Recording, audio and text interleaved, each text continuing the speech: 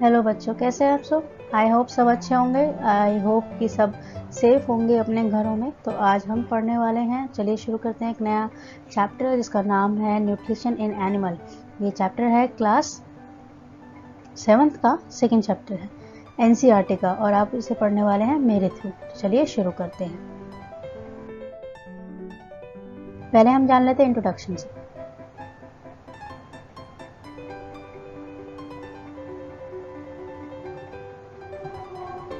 देखिए, आपने चैप्टर 1 में पढ़ा था कि जो प्लांट्स होते हैं वो अपना खाना खुद बनाते हैं। कैसे बनाते हैं? फोटोसिंथेसिस की हेल्प से बनाते हैं। और अपना जो एनिमल होते हैं वो क्या करते हैं? दूसरों पर डिपेंड रहते हैं, डायरेक्टली और इनडायरेक्टली दूसरों से खाना लेने के लिए जाते हैं। कुछ एनिमल्स होते हैं जो प्लांट्स भी खाते हैं और एनिमल्स भी खाते हैं। तो जो एक ऑर्गेनिज्म है, लिविंग ऑर्गेनिज्म है, उसको जिंदा रहने के लिए खाने की बहुत ज़रूरत है। क्यों? कि ताकि उसकी बॉडी ग्रो हो, बॉडी की हाइट बढ़े, वेट बढ़े, उसकी बॉडी सही से काम करे। तो जो एनिमल न्यूट्रिशन लेते हैं उसमें बहुत सारी चीज़ें आती है, जैसे कि हमारे न्यूट्रिशन में कार्बोहाइड्रेट, प्रोटीन, फैट होना चाहिए। तो उनके न्यूट्रिशन में भी वही चीज़ें चाहिए होती हैं जिससे उनकी बॉडी ग्रो करे।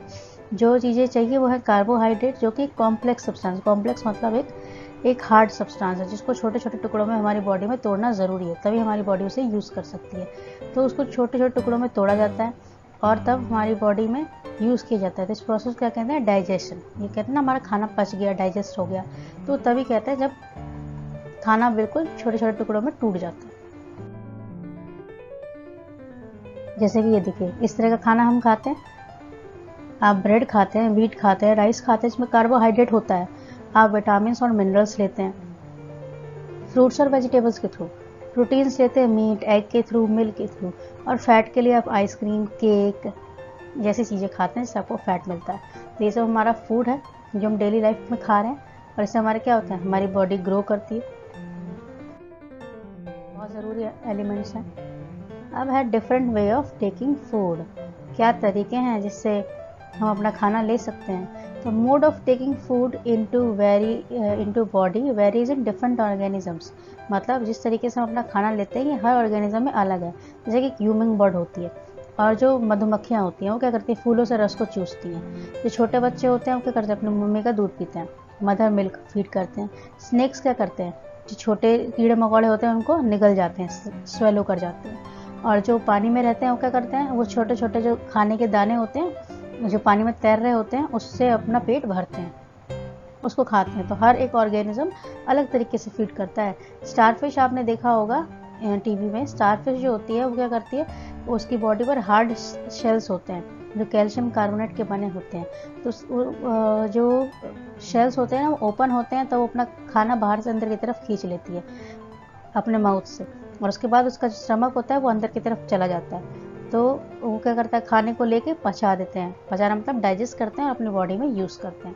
तो एक्वाटिक ऑर्गेनिज्म इस तरीके से करते हैं, अपना खाना इस तरीके से डाइजेस्ट करते हैं। जैसे कि ये मक्खियाँ और ये है स्टारफिश, कैसे अपना ये खाना खा रहे हैं। अभी तो खाना खाते हुए फोटोज़ नहीं है, पर ये लोग इस तरीके से ही अपना फूड लेते हैं। तो हर एक ऑर्गेनिज्म का अपना एक तरीका है फूड को लेने का, सबका सेम नहीं है। अब देखिए, डाइजेशन इन ह्यूमन यानी हम जब खाना खाते हैं तो हमारा खाना कैसे पचता है, कैसे डाइजेस्ट होता है। तो हम अपना खाना कैसे लेते हैं? माउथ के थ्रू उसको डाइजेस्ट करते हैं और यूज़ करते हैं। जो बॉडी जो खाने को यूज़ नहीं करती वो क्या करती है? बॉडी से बाहर निकल जाता है वो खाना एक पाइप के थ्रू। हमारे जो माउथ है, माउथ से जब खाना जाता है वो एक पाइप के थ्रू जा रहा होता है बकल कैविटी, और जब खाना का प्रोसेस ख़त्म हो गया, जब वो यूज़ करने लायक नहीं है, तब एक कैनल है, एक पार्ट है हमारी बॉडी में एनस, जहाँ पर वो जाता है और वहाँ से हमारी बॉडी से बाहर निकल जाता है। तो ये जो कैनल है, जो ये रास्ता है, ये बहुत सारे डिपार्टमेंट में बटा हुआ है।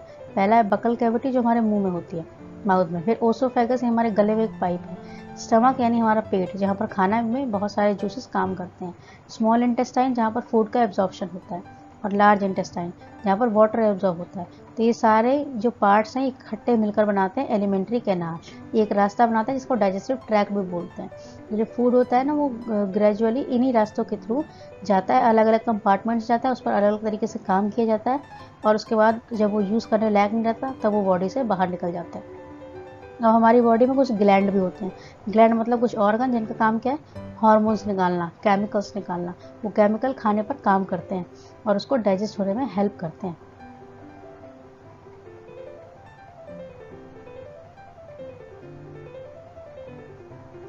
ये स्मॉल इंटेस्टाइन, लार्ज इंटेस्टाइन, इनको दिखाया गया। अब डाइजेशन इन ह्यूमन, तो जो डाइजेस्टिव होते हैं ना ह्यूमन में, वो डाइजेस्ट करने में हेल्प करते हैं। ये देखिए माउथ और बकल कैविटी, माउथ यानी हमारा मुंह और बकल कैविटी जो मुंह से खाना अंदर की तरफ जा रहा है। तो food is taken into body through mouth, हम अपने माउथ से ही खाना लेते हैं हमारी बॉडी में, और जो प्रोसेस होता है फूड को हमारी बॉडी में लेने को उसको कहते हैं इनडाइजेशन। हम खाने को चबाते हैं दांतों से और उसको छोटे छोटे टुकड़ों में तोड़ देते हैं। तोड़ने के बाद क्या होता है, वो खाना गले के थ्रू नीचे जाता है, हमारे पेट में जाता है। Milk teeth and permanent teeth, milk teeth का मतलब होता है जो दूध के दांत होते हैं, जब हम छोटे होते हैं जो दांत हमारे पास होते हैं मिल्क टीथ। और परमानेंट टीथ मतलब जो एक एज के बाद हमारे पास परमानेंट आते हैं, जो कभी टूटते नहीं हैं। मिल्क टीथ बार बार टूटते रहते हैं। The first set of teeth grow during infancy, जब हम छोटे होते हैं जब पहला सेट आता है दांतों का हमारे अंदर, हमारी बॉडी के अंदर, उसको बोलते हैं मिल्क टीथ। और ये आता है 6 से 8 साल के बीच में टूट जाते हैं। उसके बाद जो दांत आते हैं उनको बोलते हैं परमानेंट टीथ, ये टूटते नहीं हैं। तो परमानेंट टीथ जिंदगी भर चलते हैं, ओल्ड एज तक चलते हैं। और अगर कोई मेंटल डिसीज़ हो गई है या बुढ़ापे में बहुत कमज़ोरी की वजह से ही ये टूटते हैं, नहीं तो नहीं टूटेंगे। सैलिवरी ग्लैंड होता है हमारे माउथ में, सैलिवरी ग्लैंड क्या करता है, सलाइवा को सिक्रीट करता है। सलाइवा यानी थूक, जिसके अंदर एक एंजाइम होता है अमाइलेज नाम का, जो खाने को डाइजेस्ट करने में हेल्प करता है। टंग होती है, टंग हमारे माउथ में ये फ्लैशी मस्कुलर ऑर्गन है, यानी मसल्स की बनी हुई होती है और हमारे माउथ में अटैच रहती है, जो हमें बोलने में हेल्प करती है और इसे हम हर डायरेक्शन में मूव कर सकते हैं। We use our tongue for talking, beside it mix saliva with food during the chewing and help in swelling food. तो टंग हमें बात करने में, खाने को मिक्स होने में यानी सलाइवा के साथ मिक्स होने में हेल्प करती है, फूड को चबाने में। और we also taste our food with our tongue, it has taste bud also. तो हम खाने को टेस्ट भी अपने टंग के थ्रू ही करते हैं। तो टंग के बहुत सारे काम हैं, यानी जीभ के बहुत सारे काम हैं।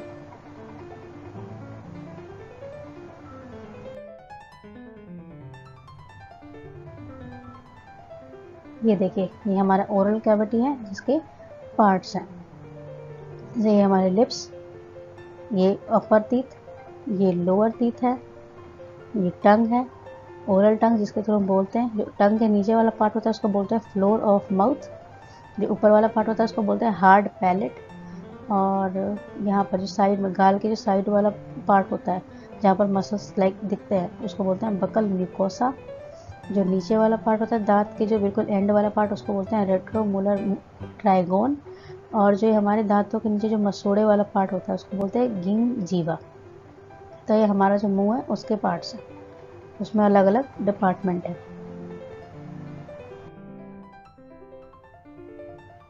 अब हम पढ़ने वाले हैं स्वीट्स एंड टूथ डिके। आपसे कहा जाता है कि आप मिठाइयाँ मत खाइए, आपके दांत खराब हो जाएंगे। ऐसा आपसे बहुत बार कहा गया होगा। क्यों कहते हैं? क्योंकि नॉर्मली हमारे माउथ में बहुत सारे बैक्टीरिया होते हैं जो हमारे लिए हार्मफुल नहीं होते। हम डेली लाइफ में जब ब्रश करते हैं तो वो बैक्टीरिया हमारे मुंह से बाहर निकलते रहते हैं, लेकिन जब हम ब्रश नहीं करते तो वो बैक्टीरिया बहुत ज़्यादा हो जाते हैं, उनकी मात्रा बढ़ जाती है, उनकी पॉपुलेशन बढ़ जाती है। इन बैक्टीरिया काम क्या करना होता है, खाने को तोड़ना होता है छोटे छोटे टुकड़ों में। तो जब हम बहुत सारी मिठाइयाँ खाते हैं तो क्या करते हैं, शुगर जो प्रेजेंट रहती है ना मिठाइयों में, उसको तोड़ के उस पर एसिड रिलीज़ कर देते हैं। जो एसिड क्या करते हैं, हमारे दांतों को नुकसान पहुंचाते हैं, जिसकी वजह से हमारे टूथ डिके हो जाता है। टूथ डिके मतलब हमारे दांत खराब हो जाते हैं, दांत उखाड़ने की ज़रूरत पड़ जाती है if it is not treated in time. और अगर हमने उसका लंबे टाइम तक इलाज नहीं किया तो हमें दांतों में दर्द होता है। कई बार ऐसा होता है कि आपके दांत बिल्कुल टूट के निकल जाते हैं। और चॉकलेट, स्वीट्स, सॉफ्ट ड्रिंक और ऐसी चीज़ें जिसमें शुगर बहुत ज़्यादा है, तो इसकी वजह से हमारे दांत खराब होने के चांसेस बहुत ज़्यादा रहते हैं। इसलिए कहा जाता है कि आप मीठा कम खाइए। Therefore one should clean the teeth after a brush, इसलिए जब आप खाना खाओ तो अपने दांत को ब्रश से साफ़ करो, दातुन से या डेंटल फ्लॉस से। एक दिन में 2 बार करो। और खाना खाने के बाद अपने मुंह को पानी से साफ़ करो। और कभी भी अपने डर्टी हैंड्स को या फिर कोई ऐसी चीज़ जैसे कोई फ्रूट्स, वेजिटेबल जिसमें मिट्टी लगी हुई है उसको मुंह में नहीं डालना चाहिए, इससे भी आपके मुंह में टूथ डिके हो सकता है। Some time when you eat food in a hurry, कई बार हम बहुत जल्दी जल्दी खाना खा लेते हैं और खाना खाते वक्त बातें करने लगते हैं, हंसने लगते हैं। तो इससे क्या होता है, हमें खांसी आने लगती है और हिचकी आने लगती है। तो ये ऐसा क्यों होता है कि खाना हमारे गले में फंस जाता है। अब वो फंसा कैसे? क्योंकि हमें खाना भेजना था फूड पाइप में और वो चला गया विंड पाइप में, तो इसीलिए खाना फंस गया वहाँ पे जाकर और हमें सांस लेने में प्रॉब्लम होती है और हमें हिचकी आने लगती है।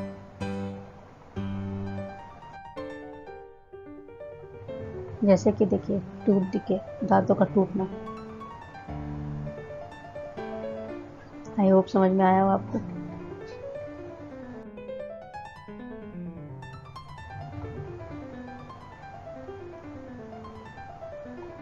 ये है the food pipe and oesophagus. ये वो रास्ता जिसके थ्रू खाना जा रहा है हमारे माउथ से लेके पेट में, उसको बोलते हैं ओसोफेगस। ये लंबा सा पाइप है ना, इसको बोलते हैं ओसोफेगस। और ये हमारा स्टमक, यहाँ पे खाना जाता है। तो swallow food passes into food pipe. जो भी हमने खाना खाया वो इस पाइप के थ्रू या ओसोफेगस के थ्रू जाएगा। Food pipe run along the neck and the chest. ये हमारे गले से शुरू होती है, सीने से होते हुए नीचे तक खाना लेकर जाती है। कहाँ तक? स्टमक तक। The movement take place through alimentary canal and pushes the food downward. और ये खाने को नीचे की तरफ धक्का लगाते रखती है। ओसोफेगस काम ही रहता है। At the time food is not accepted by our stomach is vomit out. और जब हमारा, जैसे हमने ज़्यादा खाना खा लिया और हमारा पेट उसको एक्सेप्ट नहीं कर रहा कि नहीं अब नहीं ले सकता मैं, मेरी लिमिट नहीं है डाइजेस्ट करने की, तो हम क्या करते हैं, हमें उल्टी हो जाती है, वो खाना वापस उसी पाइप के थ्रू हमारे मुंह से बाहर आ जाता है, तो हम वॉमिटिंग कर देते हैं।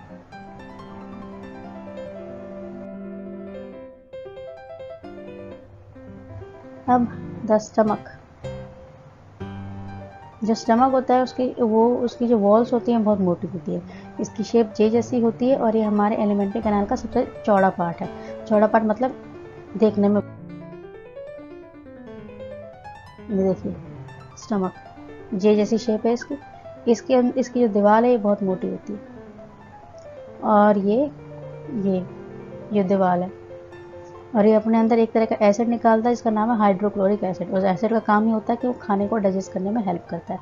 कई बार ज़्यादा एसिड पेट में, स्टमक में रिलीज होने लगता है तो हमें दवाइयाँ लेनी पड़ती है, हमारे पेट में दर्द हो जाता है। तो ज़्यादा एसिड भी नहीं होना चाहिए और कम भी नहीं होना चाहिए, नहीं तो हमें डाइजेस्ट करने में प्रॉब्लम होगी। अब है the small intestine. Small intestine होता है, ये हाईली कॉइल्ड स्ट्रक्चर है, मतलब बहुत मुड़ा हुआ, एकदम ऐसे होते हैं, बहुत सारे धागे उलझे हुए हैं।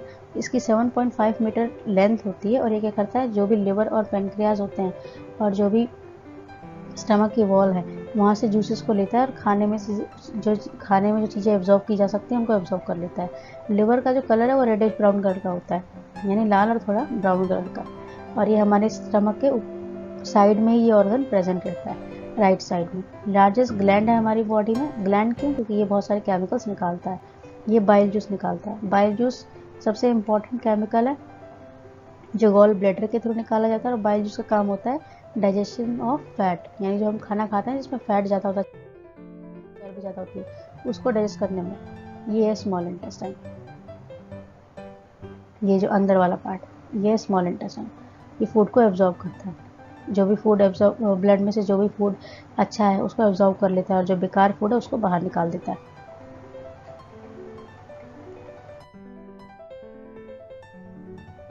अब है वर्किंग ऑफ स्टमक। स्टमक काम कैसे करता है? तो स्टमक कैसे काम करता है ये एक एक्सीडेंट के थ्रू पता लगाया गया था। 1822 में एक आदमी था, इसका नाम था एलेक्सिस सेंट मार्टिन। तो उसको एक बहुत बुरी तरीके से गोली लगी थी पेट में। वो जो बुलेट थी उसने सीरियसली उसके जो चेस्ट वॉल थी उसको डैमेज कर दिया था और वहाँ पर एक होल बना दिया। He was brought to an American army doctor William Beaumont. और उसको एक अमेरिका के आर्मी हॉस्पिटल में ले जाया गया। तो वहाँ पर डॉक्टर थे विलियम बी माउंट, जिन्होंने उसका इलाज किया था उस इंसान का। तो जो डॉक्टर थे उन्होंने पेशेंट को तो बचा लिया, लेकिन उस होल को बंद नहीं किया, बस उस पर बैंडेज लगा दी। बी माउंट को जानने में बहुत इंटरेस्ट था कि पेट कैसे काम कर रहा है, तो वो इस तरीके से देख सकते थे कैसे काम कर रहा है पेट। तो बी माउंट ने देखा था कि जो स्टमक है वो खाने को कैसे पचा रहा है, उसकी वॉल से कुछ जूस निकल रहा है जो खाने को डाइजेस्ट कर रहे हैं। और उसने ये भी देखा कि स्टमक जो बचा हुआ खाना है उसको स्मॉल इंटेस्टाइन में कैसे भेज रहा है। तो स्टमक के अंदर डाइजेशन कैसे होता है ये बी माउंट ने पता लगाया था, और इसी से पता चला कि हमारा स्टमक किस तरीके से काम करता है।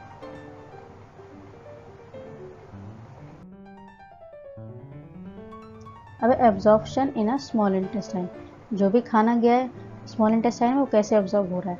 तो डाइजेस्टेड फूड जो होता है वो ब्लड वेसल्स के थ्रू, यानी जो नसें होती हैं उनके थ्रू स्मॉल इंटेस्टाइन में जा रहा होता है। इस प्रोसेस को कहते हैं एब्जॉर्प्शन। जो स्मॉल इंटेस्टाइन के अंदर की दीवार होती है ना उसमें बहुत सारे फिंगर लाइक मतलब स्ट्रक्चर्स होते हैं जिनका नाम होता है विलाई, वही खाने को एब्जॉर्ब करती हैं। विलाई क्या करती हैं, सरफेस एरिया को बढ़ा देती हैं ताकि ज़्यादा से ज़्यादा खाना को हम एब्जॉर्ब कर सकें।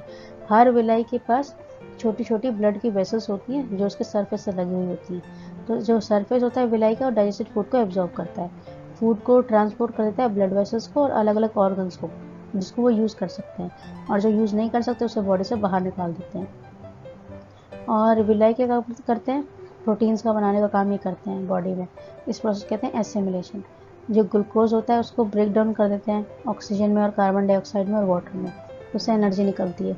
तो फूड जो बच जाता है, अनडाइजेस्टेड फूड है जिसको यूज़ नहीं कर सकते, वो उसको एब्जॉर्ब नहीं करते, तो उसको क्या करते हैं, लार्ज इंटेस्टाइन को दे देते हैं कि आप ले लो। तब लार्ज इंटेस्टाइन देखता है कि मुझे क्या करना है।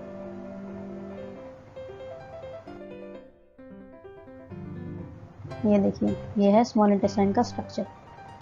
जो कॉइल्ड स्ट्रक्चर नज़र आ रहा था ना, वो ही इस तरीके से विलाई का स्ट्रक्चर। एब्जॉर्प्शन होता है स्मॉल इंटेस्टाइन में, विलाई का काम है एब्जॉर्प्शन करना। माइक्रो विलाई, विलाई के अंदर भी छोटे छोटे स्ट्रक्चर्स होते हैं जिनका नाम होता है माइक्रो विलाई। वो क्या करते हैं, इनके अंदर छोटी छोटी नसें होती हैं, लिम्फ होते हैं, जो न्यूट्रिएंट को ट्रांसपोर्ट करते हैं एक ऑर्गन से दूसरे ऑर्गन तक।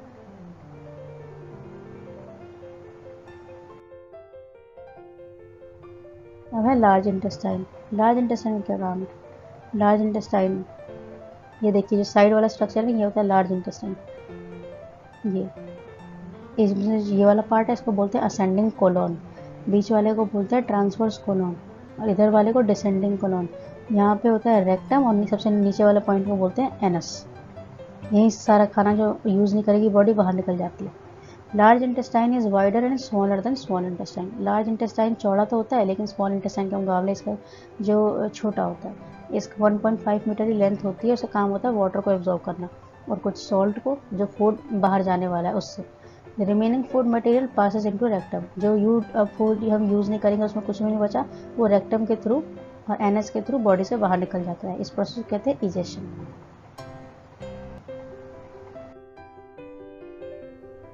अब डाइजेशन इन ग्रास ईटिंग एनिमल्स। जो एनिमल्स ग्रास खाते हैं उनके अंदर डाइजेशन कैसे होता होगा। तो आपने कभी देखा काऊ, बफेलो और अदर एनिमल्स को कैसे वो लगातार अपना मुंह चलाते रहते हैं और चबाते रहते हैं जो भी वो खाना खा रहे होते हैं, और उसको स्वेलो कर लेते हैं, फिर बाद में चबाना चालू कर देते हैं। तो हेयर जो फूड होता है ना उनके मुंह में, वो पार्शियली डाइजेस्ट होता है, मतलब आधा ही डाइजेस्ट हो पाता है, जिसको बोलते हैं कर्ड। जब वो कर्ड नीचे पेट में चला जाता है और फिर वापस पेट से वापस उनके मुंह में आ जाता है, उसको दोबारा चबाते रहते हैं। तो ऐसे एनिमल को बोलते हैं रूमिनेंट्स, और इस प्रोसेस को बोलते हैं रूमिनेशन।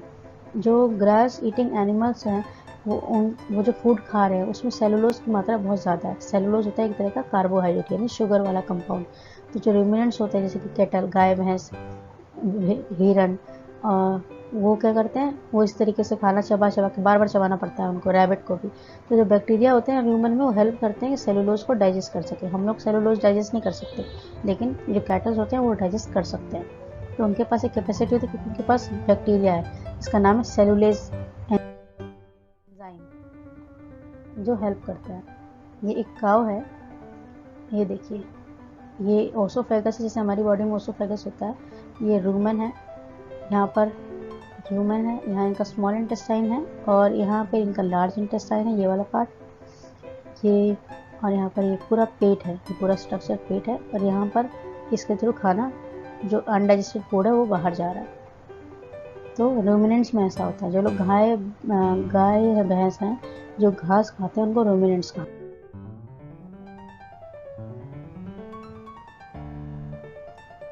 हम डाइजेशन ही पढ़ रहे हैं ग्रास ईटिंग एनिमल्स में। देखिए जो एनिमल्स होते हैं, हॉर्स, रैबिट एटसेट्रा, उनके पास लार्ज सेक लाइक स्ट्रक्चर होता है उनकी बॉडी में, जिसको बोलते हैं कीकम। ये ओसोफेगस और स्मॉल इंटेस्टाइन के बीच में प्रेजेंट रहता है। तो जो फूड सेलुलोज वाला है ना, वो यहीं पर डाइजेस्ट होता है। क्यों, यहाँ पर एक बैक्टीरिया है जो कि ह्यूमन में प्रेजेंट नहीं है। तो so far as you learn about animals which possess digestive system, but these are many small organisms which do not have mouth and digestive system. तो हमने तो बहुत सारे लोगों के बारे में पढ़ा है जिनके पास डाइजेस्टिव सिस्टम होता है, लेकिन कुछ लोग ऐसे होते हैं जिनके पास डाइजेस्टिव सिस्टम नहीं होता है। इनके बारे में भी हम पढ़ेंगे आगे। जैसे कि ये कुछ रूमिनेंट्स हैं, ये एक हॉर्स है, ये भी एक रूमिनेंट है, इसके बारे में हमने पढ़ा। एवियन मतलब बर्ड्स, इनका डाइजेस्टिव सिस्टम दिखा रखा है। और अब basic diagram of digestive system में हॉग, ये भी एक एनिमल है हॉग, जिसका डाइजेस्टिव सिस्टम दिखाया है। माउथ से शुरू हो रहा है, ये इनका स्टमक है, लिवर है, स्मॉल इंटेस्टाइन है, एनएस, रेक्टम के थ्रू फूड बाहर निकल रहा है जो यूज़ नहीं हुआ। बर्ड में भी ऐसा स्ट्रक्चर है, हॉर्स में भी, और गाय भैंस में भी। तो इस तरह का स्ट्रक्चर सब में दिखता है, क्योंकि ये सब खाना खाते हैं और घास ज़्यादा खाते हैं। अब है डायरिया। डायरिया एक बीमारी है जो इंडिया में बहुत लोगों को होती है। डायरिया एक ऐसी बीमारी है जिसमें आपको मतलब दस्त की बीमारी बहुत ज़्यादा रहती है। आपको पेट में दर्द होता है, पेट में बहुत ज़्यादा दर्द होता है, क्रैम्प होता है, आपका स्टूल का कलर चेंज हो जाता है, म्यूकस निकलता है, पस निकलता है, ब्लड निकलता है, यूराइन में फैट निकलता है, वॉमिटिंग होती है, शरीर का सारा पानी चला जाता है, डिहाइड्रेशन हो जाता है और फीवर भी आता है। तो बहुत सीरियस बीमारी है। जब हमें ज़्यादातर बच्चों को होती रहती है, छोटे बच्चों को ज़्यादा होती है, और उन बच्चों को क्या दिया जाता है, ORS का घोल देते हैं ताकि उन बच्चों की बीमारियों को ठीक किया जाए। अब feeding and digestion in amoeba. Amoeba आपने देखा एक यूनिसेलुलर ऑर्गेनिजम्स होता है। यूनिसेलुलर का मतलब बहुत एक सेल का बना हुआ है, सिंगल सेल का बना हुआ है। कहाँ रहता है? झील के पानी में रहता है। बहुत छोटा होता है, हमारे नज़रों से दिखाई नहीं देगा इन आँखों से। राउंड होता है, उसका न्यूक्लियस बहुत डेंस होता है और उसमें छोटे छोटे बबल लाइक स्ट्रक्चर होते हैं जिसको वैक्यूल बोलते हैं। एक साइटोप्लाज्म भी होता है। तो अमीबा अपनी शेप को लगातार चेंज करता रहता है और अपनी बॉडी को आगे पीछे की तरफ पुश करता है। उसकी बॉडी में आपको फिंगर लाइक प्रोजेक्शन दिखाई देंगे, जैसे फिंगर्स होती हैं। उसको बोलते हैं स्यूडोपोडिया। स्यूडोपोडिया को फॉल्स फीट भी बोला जाता है। स्यूडोपोडिया का मतलब होता है, फॉल्स फीट मतलब ऐसे पैर जो आपको देखने में पैर लगते हैं लेकिन वो पैर है नहीं। उसका काम है कि वो मूवमेंट में हेल्प करते हैं और फूड को कैप्चर करने में हेल्प करते हैं। अमीबा होता है माइक्रोस्कोपिक है, हमें दिखाई नहीं देगा। जब वो फूड को सेंस कर लेता है, यानी उसको पता चल गया कि फूड मेरे आसपास है, तो क्या करता है, स्यूडोपोडिया के थ्रू इधर उधर मूव करना स्टार्ट कर देगा और उस फूड को अपने कब्जे में ले लेता है। जब वो फूड को लेता है तो उसके में ना एक ट्रैप करता है फूड को, तो एक गड्ढा सा बन जाता है, एक होल बन जाता है, उसको बोलते हैं फूड वैक्यूल। डाइजेस्टिव जूसेस जो प्रेजेंट रहते हैं उसकी बॉडी में, वो क्या काम करते हैं, फूड पर काम करने लगते हैं। फूड को तोड़ तोड़ के छोटे टुकड़ों में कन्वर्ट कर देते हैं ताकि अमीबा बाद में उसको खाया जा सके या डाइजेस्ट कर सके और एब्जॉर्ब कर सके, और जिससे उसकी ग्रोथ हो और उसकी पॉपुलेशन बढ़े। तो अनडाइजेस्टेड जो फूड होता है उसको वो अपनी बॉडी से बाहर निकाल देता है, जैसे बाकी ऑर्गेनिजम्स करते हैं। बेसिक प्रोसेस जो डाइजेशन का है, फूड का और एनर्जी का, वो सारे ऑर्गेनिजम्स में सेम रहता है। ये देखिए, ये अमीबा है, इसका स्ट्रक्चर ऐसा रहता है जैसे chewing gum like structures. Irregular body है, बॉडी शेप फिक्स नहीं होता। ये न्यूक्लियस है, ये फूड पार्टिकल है। ये जो फिंगर लेग स्ट्रक्चर दिखाई दे रहा है इसे स्यूडोपोडिया बोलते हैं। फूड को अपने अंदर कैप्चर करते हैं। जब फूड को कैप्चर करते हैं तो एक गड्ढा जैसा बन जाता है स्ट्रक्चर, इसको बोलते हैं फूड वैक्यूल। और ये फूड वैक्यूल से फिर खाना अंदर की तरफ आ गया, तब इसकी बॉडी इस खाने को तोड़ने लगती है, डाइजेस्ट करने लगती है। तो आई होप ये समझ में आया हो अमीबा का स्ट्रक्चर। यूनिसेलुलर होता है। आपको समझ में आया तो प्लीज़ लाइक करें, शेयर करें और सब्सक्राइब करें, और मैं और वीडियोस लेके आती रहूँगी आपके लिए। Thank you.